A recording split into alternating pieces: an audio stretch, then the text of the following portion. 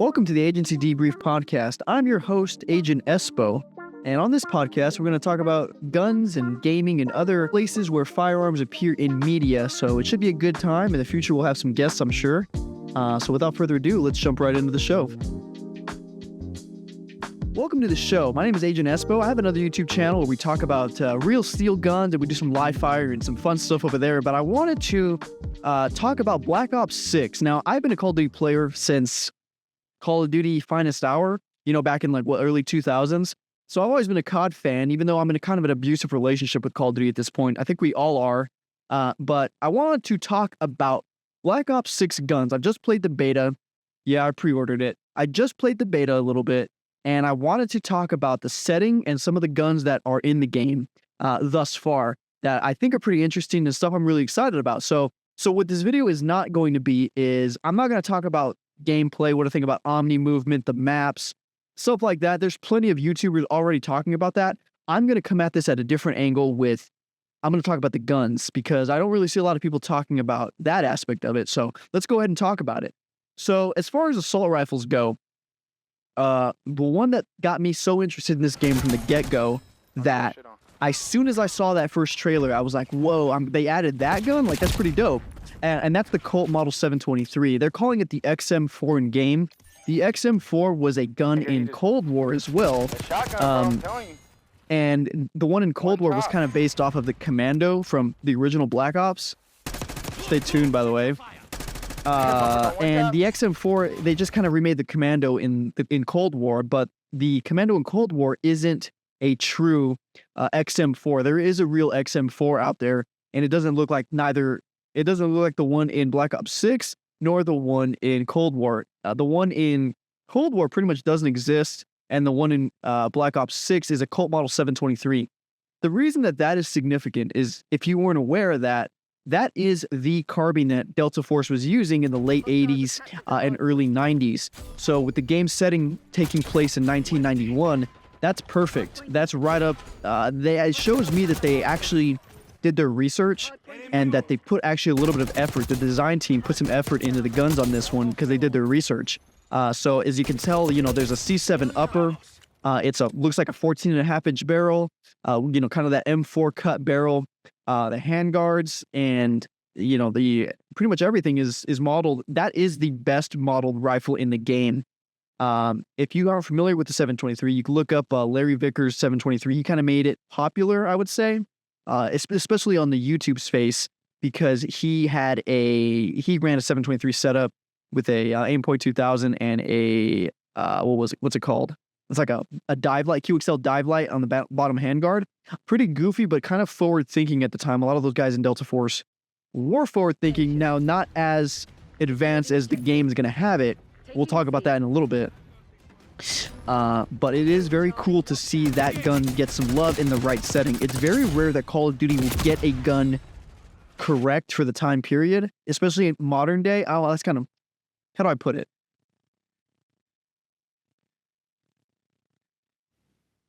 It's very rare for Call of Duty to get it right. You know what I mean? They get stuff pretty close, but the Commando, for example, in the original Black Ops was completely fictional. It's based on some things here and there, but it's pretty much made up, same as Cold War. There's actually a lot of anachronistic things in the original Black Ops that we all kind of forgave at the time because we just love that game, and I still love that game, and I will still forgive it. But there's a lot of guns that didn't even exist at the time. The AK-74, showing up in 1963. MP5K showing up. The Troy rear sights that are present on so many of the guns. The M60 variant is all wrong. There's a whole bunch of stuff. The list goes on and on for the original Black Ops. And Cold War is pretty similar. They're in the 80s, so they can kind of get away with some stuff, but there's still a QBZ in there. A Chinese gun that didn't come out to the 90s. And there's some stuff that's just kind of wrong. Now, they do have an M16A2 in Cold War, which is pretty cool. And of course, they got AKs and whatnot, which that stuff is pretty easy. But for them to get the right model of AR-15 in the game was kind of a big deal. So in the game, the Colt 723 has a C7 upper, right? A fixed carry handle. Now, when you put an optic on the gun, it actually chops the carry handle and it puts it puts a piece of Weaver rail on top. Funny enough, Larry Vickers mentioned doing this that it was something the unit had experimented with at the time. Nothing that was widespread by any means, but it's not unheard of for guys at the time to have experimented by cutting that carry handle off and putting optics. Now, the optics are going to be very anachronistic. They are not accurate to the time period. There were holographic sights in the 90s, but nothing like what we're seeing in the game. So unfortunately, to me, it's not a big deal because as a game, it's fun, get different attachments, unlocks. I'm not like a huge Nazi when it comes to that stuff. I can look past it and say, who cares? If I want to run a accurate setup or whatever, I can do that, or I can just play the game and have fun. And that's pretty much what I'm going to do. But I do, in the beta at least, there's no carry handle mounted optics, at least on the XM4. It's all just chopping that carry handle. From what it looks like from trailers and other gameplay, it looks like we will be able to put that optic on top of the carry handle at some point. There will be certain optics that have a carry handle. There actually is a holographic sight in the game that says pinpoint, even though it is spelled like there's a reticle or target over the O and point, kind of like how aim point does the same thing. So that's pretty cool. That's clearly like an aim point reference. So I just wonder if in the final game, if we're going to get like a pinpoint 2000 that we can mount on top of the carry handle. I think that would be pretty cool. But yeah, the XMC and the XM4 modeled as well as it is very exciting to me. Call of Duty nowadays models their guns not always perfectly. They change the names up for one thing, and they will make some interesting design choices just to, I guess, get away from some kind of copyright issue or whatever the case is. We see that with guns like the MP5 in the game, which we'll talk about here in a minute. But it is cool to see them model something so well. So obviously the iron sights are a little bit bigger than they would be in reality, but I can kind of look past it for gameplay reasons. So it's, I can look past that. It's fine. You can actually make a M16, like a full model, like a Colt 715 style rifle, which is a 20-inch barrel, full-size stock, and a C7 upper. So you can actually make these different kinds of combinations, and I'm actually excited about that. As a retro AR nerd, I'm excited to see that kind of stuff in this game because it is accurate to the 90s. Now, of course, not everything in the game is accurate. There's going to be some anachronistic choices, but, I can kind of forgive them for that. The next assault rifle talking about is the AK-74. AK-74, it's nice to see it actually called the AK-74 instead of the Kastov 545 like it was in the Modern Warfare games. The first Modern Warfare is really good. Been playing that a lot with my boy Hammy. But yeah, everything after Modern Warfare 2 and 3 had a terrible naming system. Their guns look like cartoon guns. It's kind of all over the place when it comes to design. But it's nice to see the AK. Now, I'm not an AK guy, a big AK guy, but it's nice to see from what it looks like. It's modeled pretty well. There's a Soviet sling attached as well, so that's pretty cool. Moving on, we've got the Ames 85. The Ames 85 is a gun that we've never seen before in Call of Duty, and it doesn't really get that much love, it feels like, on YouTube. I don't see that much content on it, and that's the AR-18. Now, you may not be familiar with the AR-18, but you might be familiar with the AR-18's offspring, which are the SCAR, ACR, G36, XM8, HK416, but there's a lot of modern rifles that are based off of the gas system that Eugene Stoner made when he made the AR-18. So it's cool to see that gun get some recognition finally. Now, of course, that one looks a little bit goofy. It's not modeled as well as the 723 of the AK from what it looks like, but it is pretty close. You can definitely tell what it is. It actually takes design elements from a few different rifles. So it takes some elements from the SIG 5.56 and the Howa Type 89 rifle. So it's a little bit of kind of a mashup of these guns. So again, not a big deal to me, but I think that it's cool that gun's getting some recognition. Of course, the naming system is a little bit goofy. Ames 85. I don't see what's wrong with calling it the AR-18, but what can you do, right? At least it's in the game. As far as submachine guns go, there's two in the beta. One of them's called the C9, and the other's called the Jackal PDW? So the C9 is, as many of you already know, it's an MP5. Now, what I found particularly interesting about this variant of the MP5 is that it's an H&K 94A3 that's been chopped and modified. What caught my attention about this, and what I think is interesting, is that, there are some different stylized choices. The handguard looks a little bit weird. The front sight is kind of a U instead of that, full circle. But what's cool is movies like Die Hard and Cliffhanger, they used to take, because they couldn't get real MP5s, they would take these HK 94s and they would convert them, and that would be stand-in MP5s. So if you look up on IMFDB, some movies that you think had MP5s, those were actually H&K 94s converted, and that's what they're doing in this. So that being a 90s kind of set game, I don't know if that was done intentionally or if they modeled their in-game gun after the one that after some movie prop that somebody had lying around that was one of those converted guns. So either way, it's pretty cool. Now, the sights on this gun were really throwing me off. I felt like I had terrible aim with the gun. There's something about the U-shape that just doesn't, I don't know. I was playing Modern Warfare 2019 the other day, and I had the MP5, and I was like doing well with it. And then I jumped on this game, and I was just not doing well. So the sights were just kind of throwing me off for whatever reason. It is goofy to look at. I wish it would just call it the MP5. I don't even think H&K would care. But, that's where we are at this point. Next up is the Jackal PDW. Now, I had to look this up because I didn't even know if this was a real gun. This looks like a very cursed AK-74, something that you would see like on Brandon Herrera's gun meme review. That's that level of curse. It looks like somebody took an AK-74 and then just shrunk it and photoshopped it. That's honestly what it looks like. It looks like a photoshopped AK-74. But sure enough, it was a real thing. It's called the Gepard PDW. I don't know how you say this. I think it's Gepard. The Gepard PDW. And it really is a real thing. Now, it's a little anachronistic for the game setting because it was released or it was developed in like 1995 through 97. But hey, it's cool. Call of Duty is good at that sometimes, of showing you a gun that you didn't know existed and giving it a little bit of attention. I don't know of any other piece of media that has this gun because I've never seen it in anything else before. So seeing it pop up in this is pretty cool. And then, that's pretty much all I got to say about that. It shoots a 9x18 Makarov round, so same as a Makarov. And it's kind of cool. From first person perspective, it looks just like an AK-74, and then you kind of look at it and you're like, that's kind of weird. But pretty cool little gun, and it's neat to see that.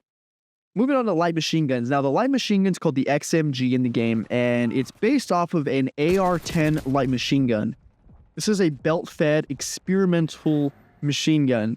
We've never seen an AR-10 like this in the game before. I don't know if there's ever been, but it's cool to see this kind of retro LMG in the game.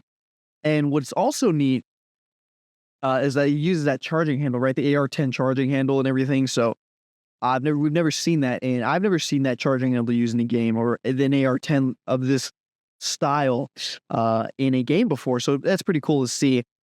This gun, when you put optics on it, it will mount it right to the top of the carry handle. It's not chopping it because obviously there's a charging handle beneath the carry handle that you can't put an optic on top of. So they, by default, have to put that optic on top of the carry handle. So that's pretty cool to see. And I use a gun a little bit, and it was fine, pretty powerful. You move a little bit slow. I'm not a big LMG guy, but it was cool to see that. So cool to see. I keep saying that constantly.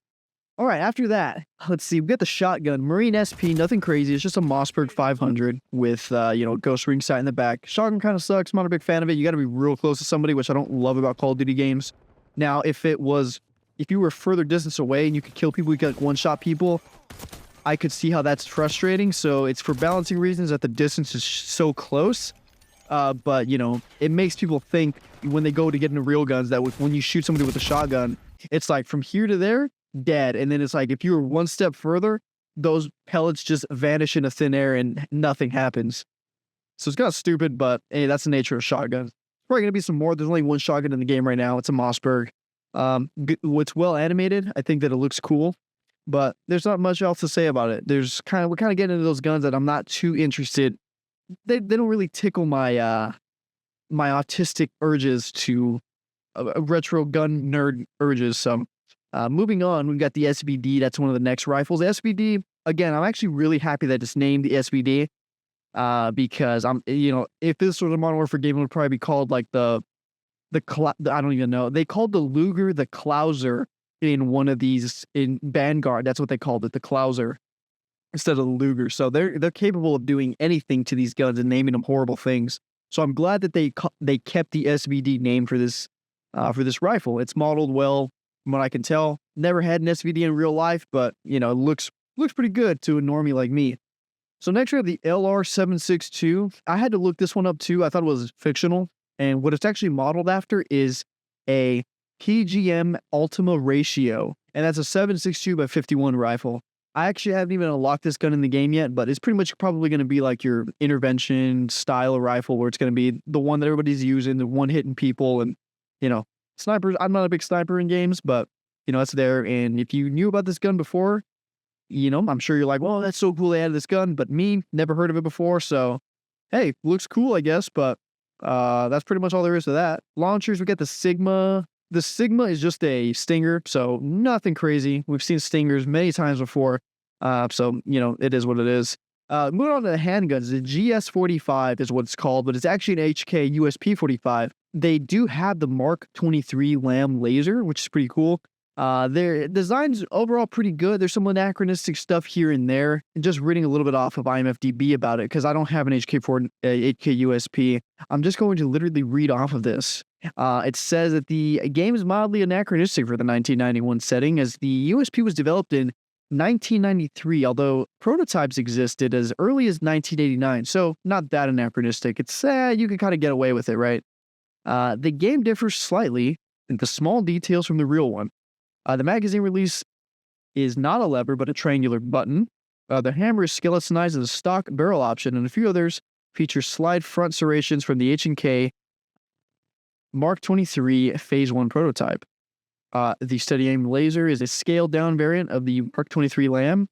And obviously, if you play the original Modern Warfare, you're familiar with the USP-45 with a laser, even though I don't think you could ever use a laser except for that one mission where you save Nikolai from the safe house. But moving on. So it takes some inspiration from a couple of different variations of the USP, but it's cool to see that back in the game. I don't think we've ever seen the USP in a Call of Duty or a Treyarch game, so it's cool to see that here. And then, of course, we've got the Makarov PM, which is called the 9mm PM in the game. Makarov, I mean, what is there to say about it? The big thing that got me excited was seeing that 723 gun. I have a real version of a clone, kind of a clone. It's not perfectly clone correct, but it's pretty close. And I have a clone of that gun. So seeing my gun modeled in the game, it's pretty cool. I feel like I'm there on the battlefield, getting skill-based, getting Omni moved on, booty sliding around, and dolphin diving backwards off of 2-story buildings with my gun. It's pretty cool. So the nerd in me likes the setting. Now, of course, the setting's going to be, they're going to ruin it. They're going to have, you know, they already got like Darth Vader or something running around the map. They got like some zombie robot guy running around. I know they're from zombies, but Klaus is his name. They got these guys running around. So it's going to be goofy. The guns are probably going to get ridiculous, but you know, the Call of Duty is always the best, I feel like, in the first few weeks, just because everybody is like playing with the default skins. The default skins are usually pretty realistic. At least they kind of look realistic. They're not wearing a bunch of like totally goofy, high neon bright colors yet. And it's always cool to play it during, like when you play the Modern Warfare games at the start, everybody's running around like tactical kit. Everybody looks pretty good. And then, you know, a couple months go by and then you got like Snoop Dogg is in the game and Nicki Minaj is running around and the Rizzler's probably out there, you know, running around. So it just gets ridiculous. But, you know, the first few weeks Call of Duty, before people really know how to play and abuse stuff, everybody looks cool and people aren't abusing stuff. So it's kind of fun to play in the first few weeks. And then we all get tired of it. We come back for Christmas and then the game's pretty much dead. Then you say, Call of Duty sucks now. And then the next one comes out or the next one gets announced and you're like, man, this might be our year. Like, maybe Treyarch's going to cook up again. So, that's the COD cycle. You know, we're in an abusive relationship with COD. There's not much you can do. Nobody can do Call of Duty better than Call of Duty. X-Defiant didn't have it for me. It's just, it wasn't giving me that dopamine hit the way that Call of Duty does. And then, of course, Battlefield 2042 just was not it for me. I played a lot of it, but there was something about it that just was not... I don't know, it didn't tickle the Battlefield itch for me. And I've played most of the good Battlefields. I didn't play 2 or the ones on computer, but Bad Company through Modern, I've played them all. And this one was probably the last. I don't even know why we're talking about Battlefield. This is a Call of Duty gun episode. But yeah, that Battlefield wasn't that great. So yeah, I'm excited for Black Ops. Obviously, I pre-ordered it. I'm ashamed to say it. But I pre-ordered it, and I'm excited to play it.